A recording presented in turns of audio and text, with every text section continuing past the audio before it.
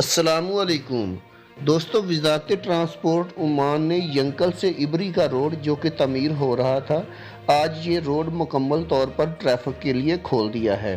ये road one way बनाया गया है और दोनों साइडों पे दो दो ट्रैक का रोड बनाया गया है।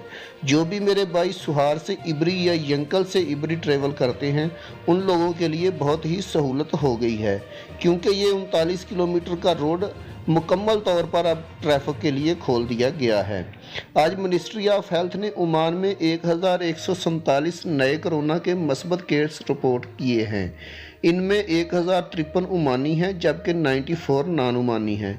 टोटल केस सल्तनत में 76,005 हो गए हैं और 384 अफराद की मौत वाक़या हुई है, जबकि 55,299 लोग सेहत याब हुए हैं।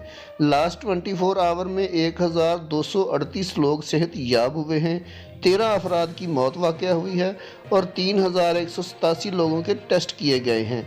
अल्लाह ताला से दुआ है कि या अल्लाह इस मूज़ी मरज़ से हमारी जान छुड़ा और जो भी इस मरज़ में मुब्तला है उसे शिफाए कामला अता फरमा। दोस्तों, वीडियो बनाने का मकसद आप लोगों की रहनुमाई करना है।